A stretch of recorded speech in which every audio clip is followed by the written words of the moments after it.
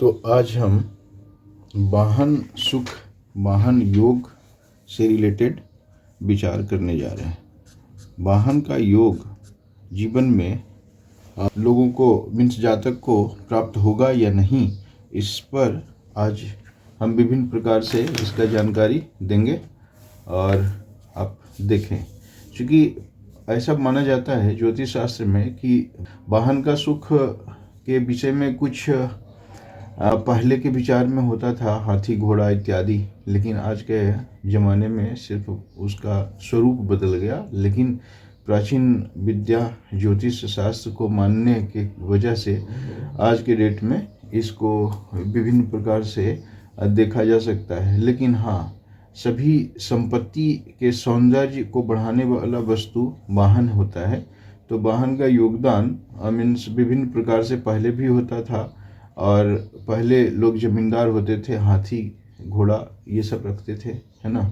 लेकिन आज मोटर का ज़माना हो गया। सो इस तरह से हम लोग देखते हैं कि वाहन का विचार किस भाव से होता है, कैसे होता है, उस पर हम डिस्कस करने जा रहे हैं।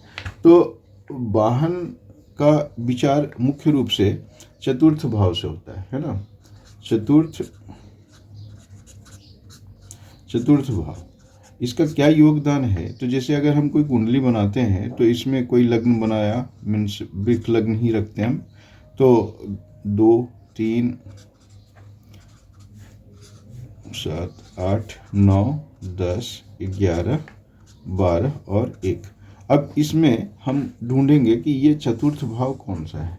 तो चतुर्थ भाव कौन सा है, ये चतुर्थ भाव कितना बलवान है, उससे संबंधित हम बात करेंगे।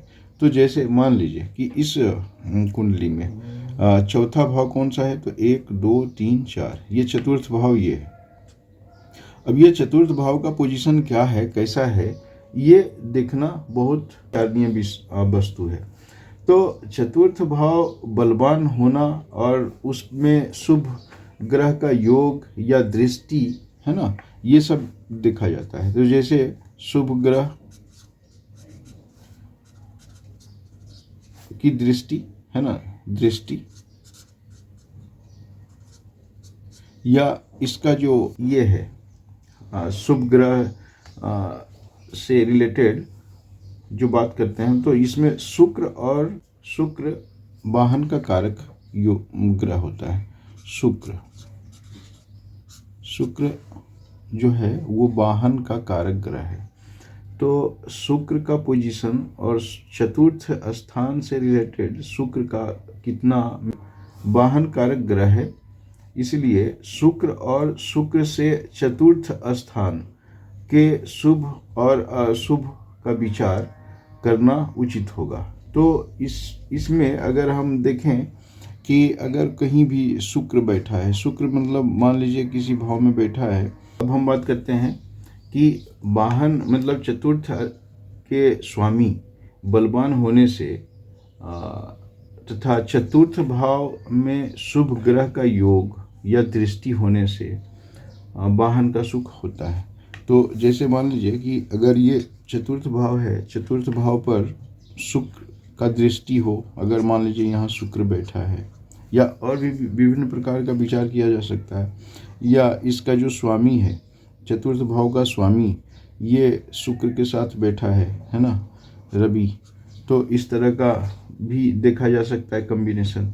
इसी तरह से अगर चतुर्थ भाव का स्वामी शुक्र युक्त होने से ऐसा माना जाता है कि नर वाहन पहले होता था, है ना, किसी तरह का नौकर चाकर इस टाइप का विचार किया जाता था।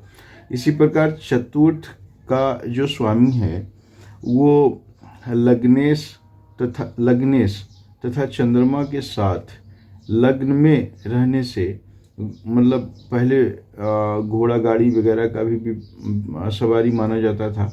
तो चूँकि प्राचीन काल में ज्योतिष का स्वरूप नहीं बदला, ज्योतिष वही है, लेकिन जो साधन है उसका बदलाव हुआ। तो इस तरह से ऐसा भी विचार किया जाता है कि चतुर्थ का स्वामी अगर बृहस्पति के साथ होकर लग्न में बैठा हो, तो ये चतुर्थ का स्वामी चंद्रमा के साथ भी बैठा हो, या चतुर्थ का स्वामी बृहस्पति के साथ बैठा हो, तो भी वाहन योग का सुख मिलता है।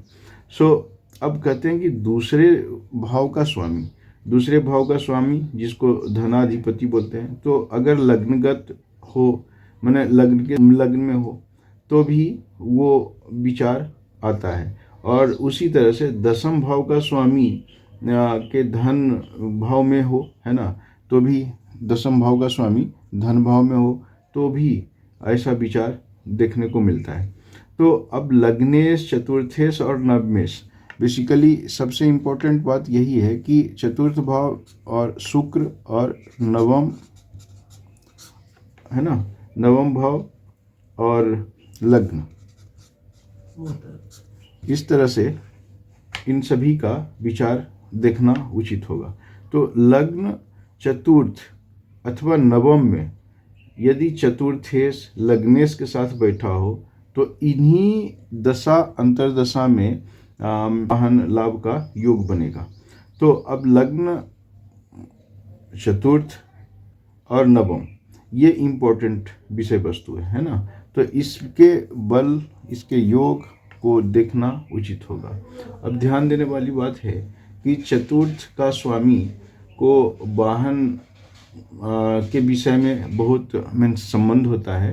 तो जैसे चतुर्थ का स्वामी पंचम में हो और पंचम का स्वामी चतुर्थ में हो तो जातक को भी योग होता है ना, पंचम और चतुर्थ।